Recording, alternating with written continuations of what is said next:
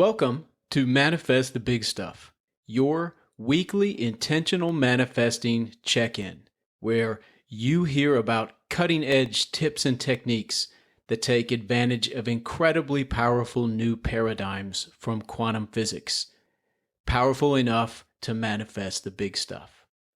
Today's episode welcomes my first guest, Jake Loveland. Jake is a fellow podcast host and a really successful business and leadership coach.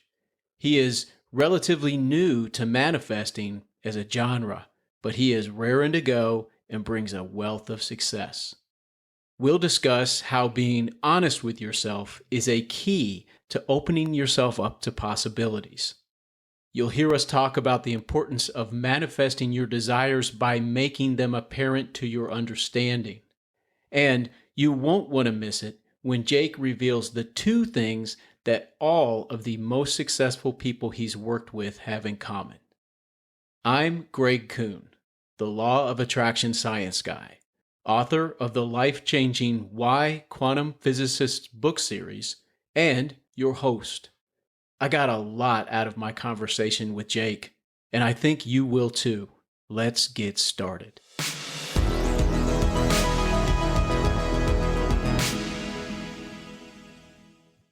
Folks, it's my pleasure today to introduce a guest, Jake Loveland. Jake, say hello.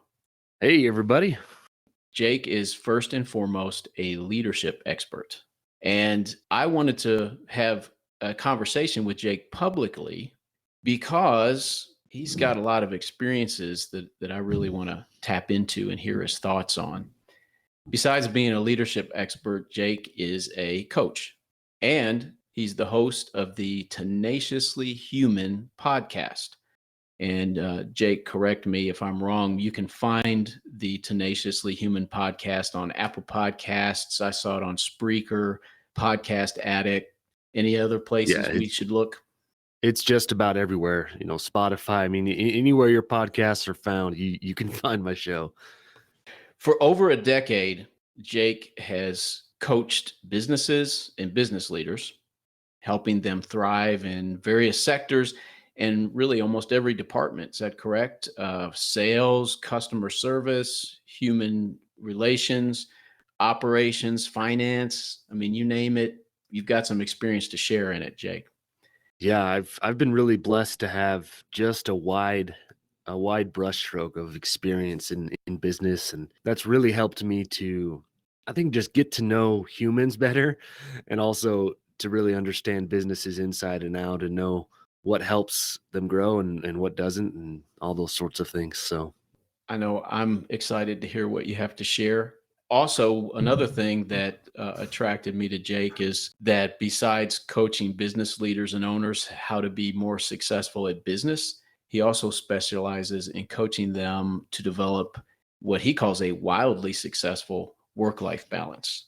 Now, Jake, I love learning from people who are successful, and I love helping people be more successful. So you're checking both of those boxes for me. Not only that, you get to make a living by helping people be more successful in business and in life outside business. You're a father of 5, and you're a husband. You had a very successful corporate career. I'd go so far as to say that you're primed to help leaders find that wild professional success while also prioritizing family and other values. So I'm counting on you being primed to dive in and help us to do likewise today. Well, thank you so much. Yeah, that means a lot to me. And primed is an interesting word.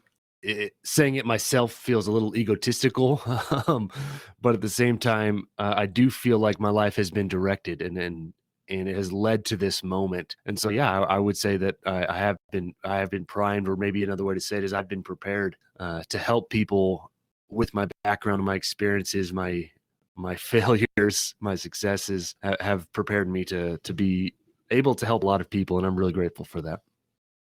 Jake, that really invites a question to get us started. Mm-hmm. because the first thing that I noticed when I Googled you is your podcast and the title, Tenaciously Human. I love the word tenacious, Yeah. keeping a firm hold on something. Talk to us a little bit about where that title came from, how that reflects you as a person, as a coach, as a learning entity.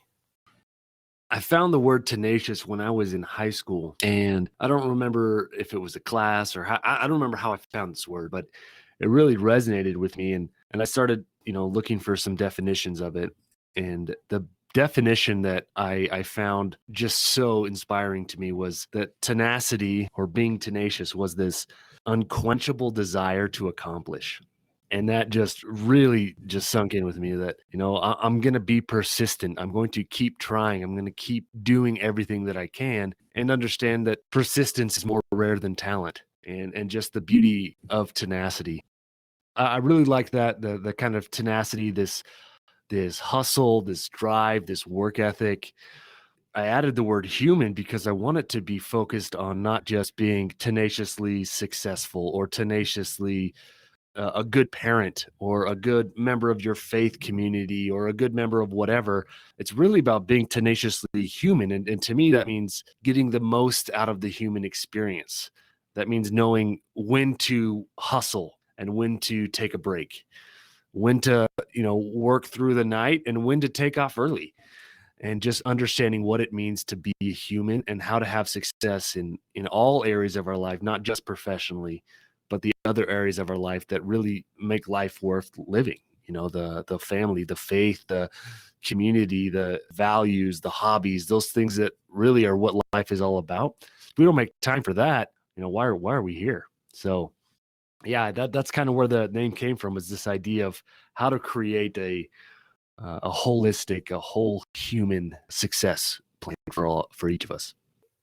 I was just writing about the joys and the pitfalls of being human. To be a human is to manifest a version of reality. And as far as I know, that's not a responsibility that we can abdicate. We really only have one choice: to do it by default, or to be tenaciously human and do it intentionally, to take advantage of what we know and what we can learn as we move forward and manifest a version of reality intentionally. I know as a coach, you are working with clients and manifesting desires. Manifesting is obviously something that's got to pique your interest. Yeah, absolutely.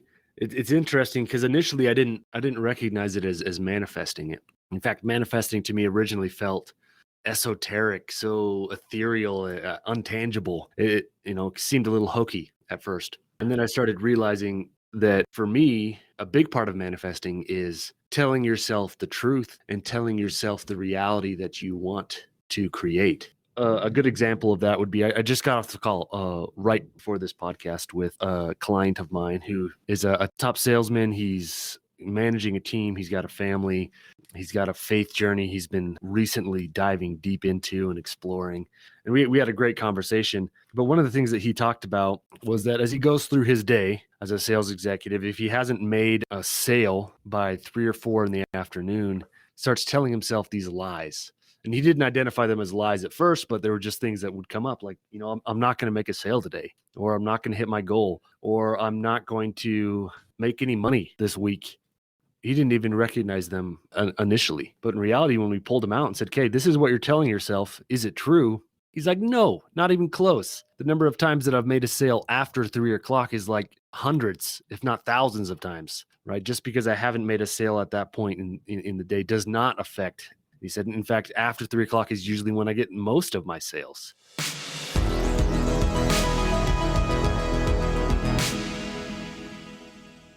So for him, and I think for me, a lot of times manifesting is first and foremost, stop telling yourself the lie and start by telling yourself the truth.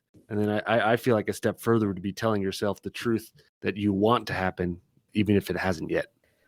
You mentioned manifesting potentially being seen as something esoteric or even mystical.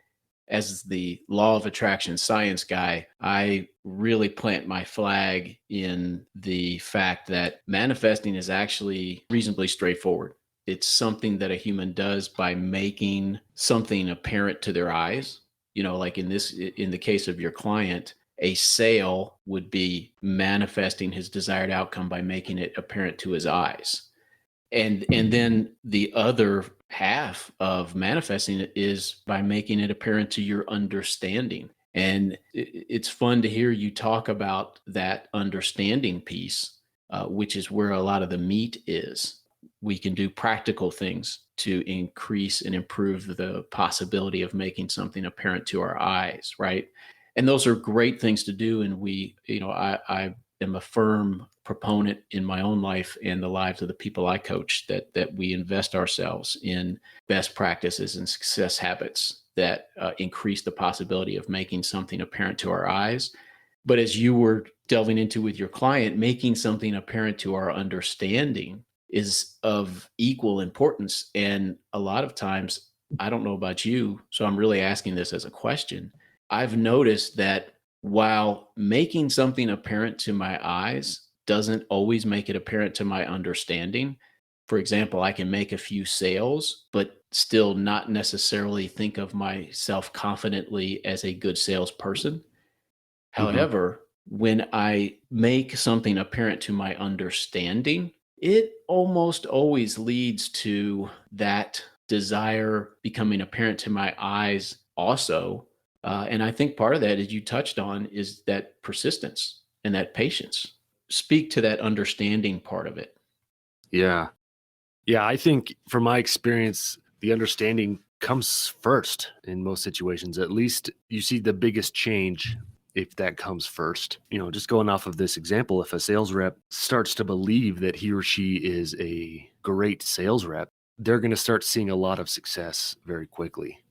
Start to convince yourself and start to manifest that you are a great sales rep. And I think that ends up creating a lasting, more persistent change and also changes your behavior. I'm going to make a sale today that doesn't have any action attached to it, right? So Right. the statement of saying I'm going to make a sale today may mean I'm going to sit on my couch and someone's going to call me and I'm going to close them.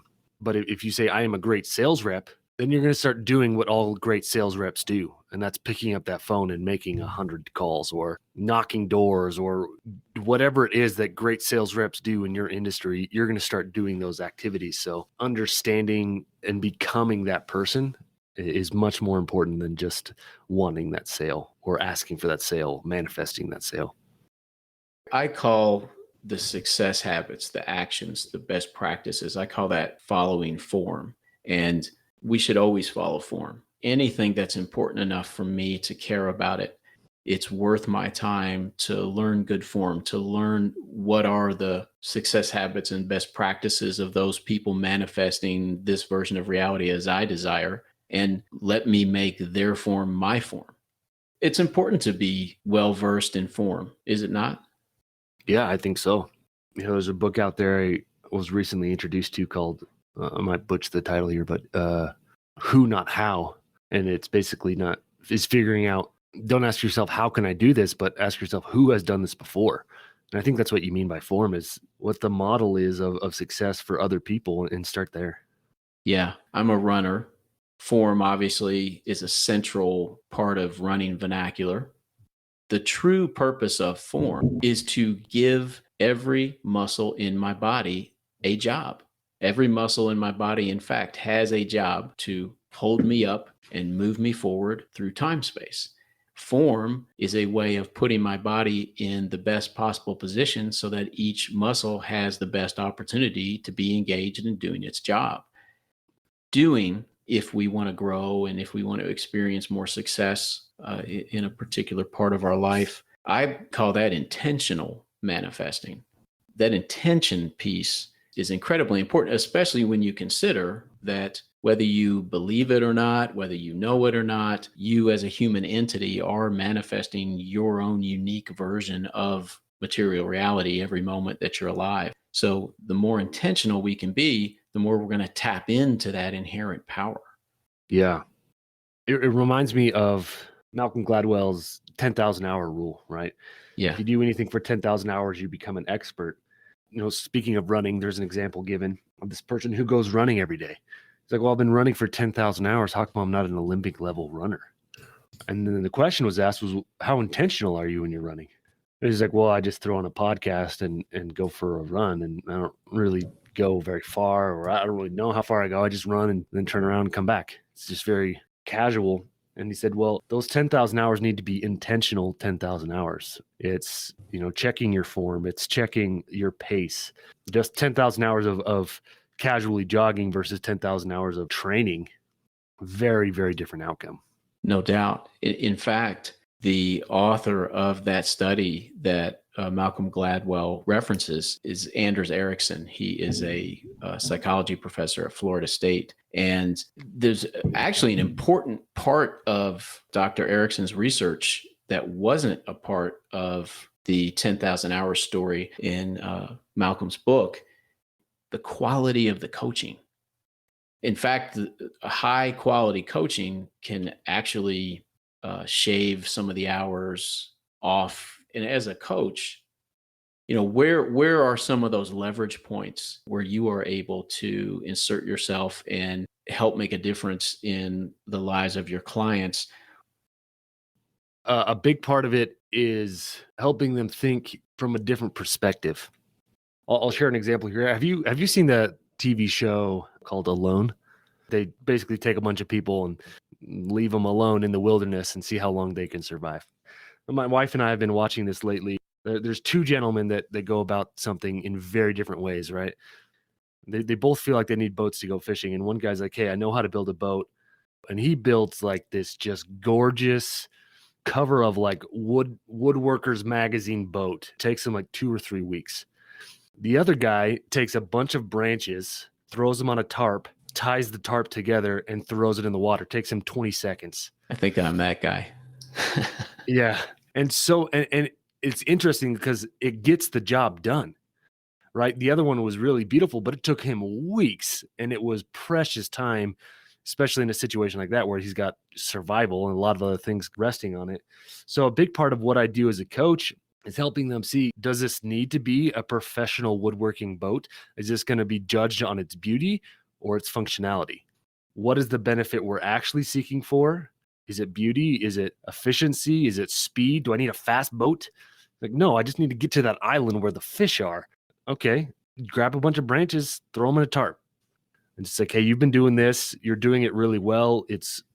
By these metrics, it's a phenomenal boat that you've got here. But is this what you actually need?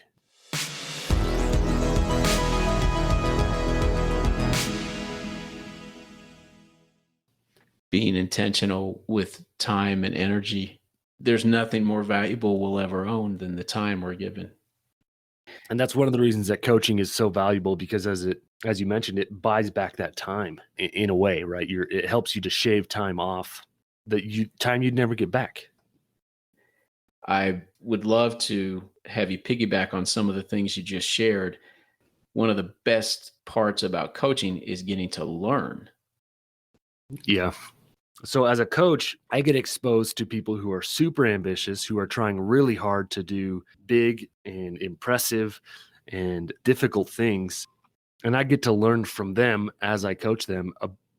A big part of coaching, I think, if done right, is helping people find the answers that are already within themselves.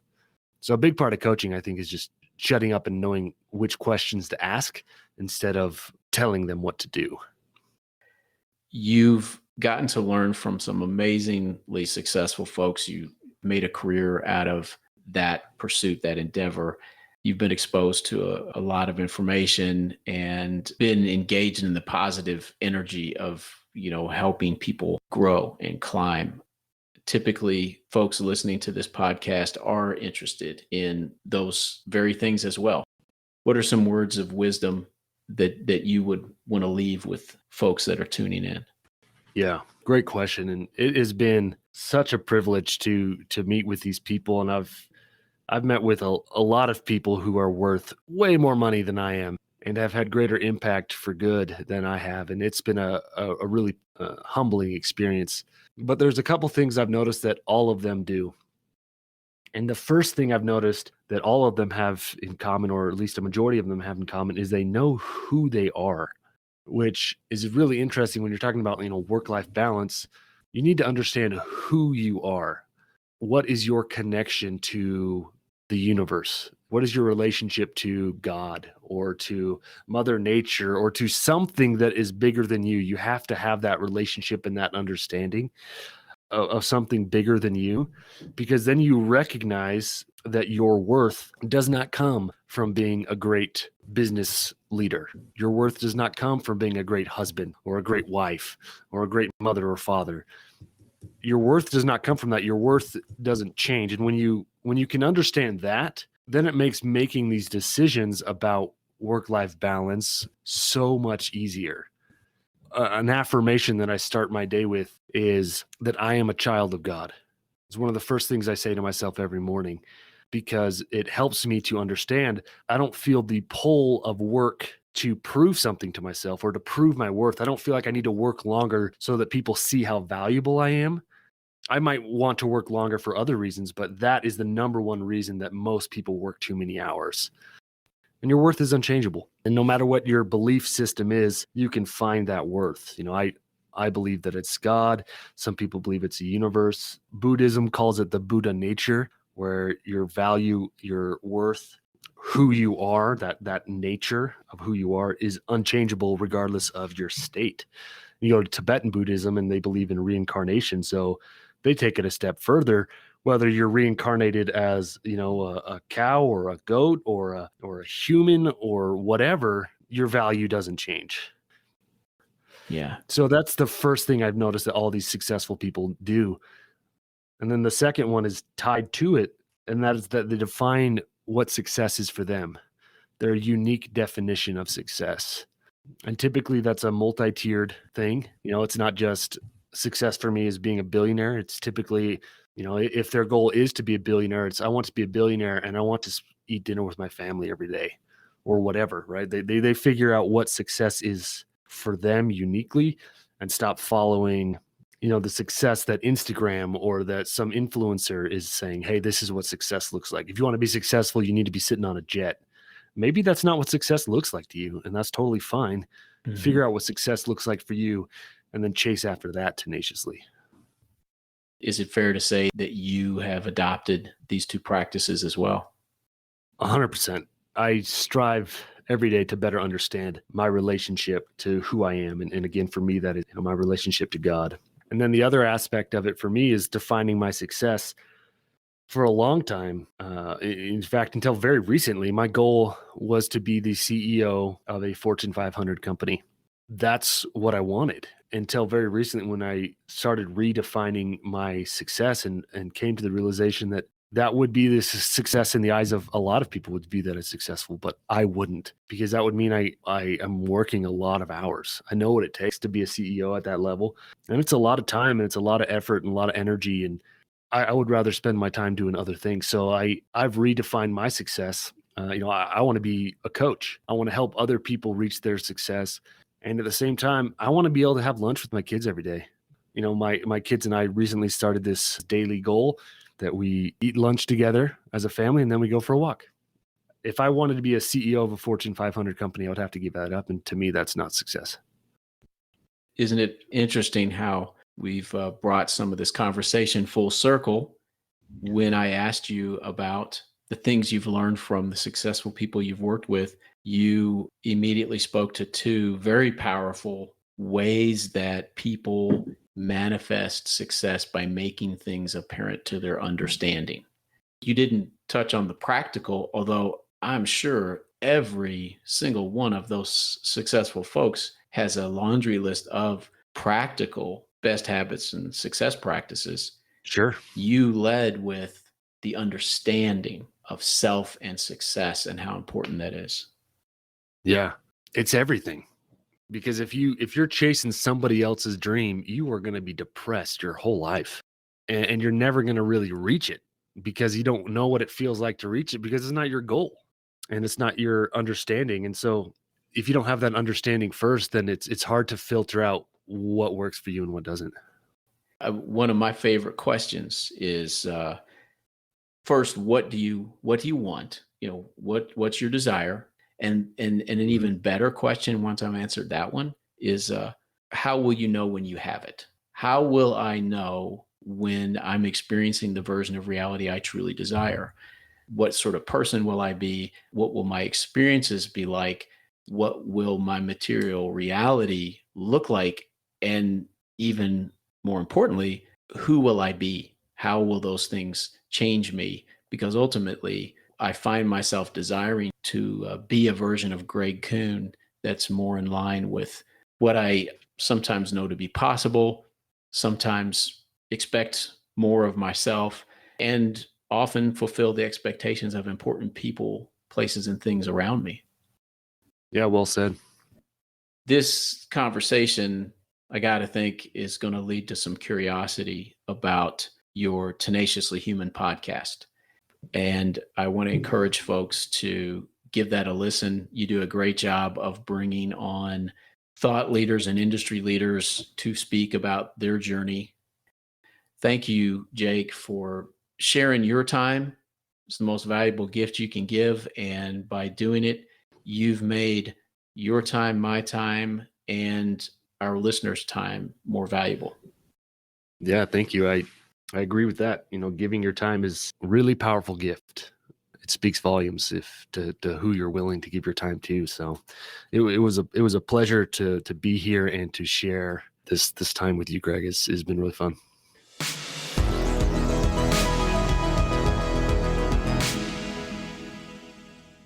And now, my quantum tip, a brief, powerful takeaway you can employ right now.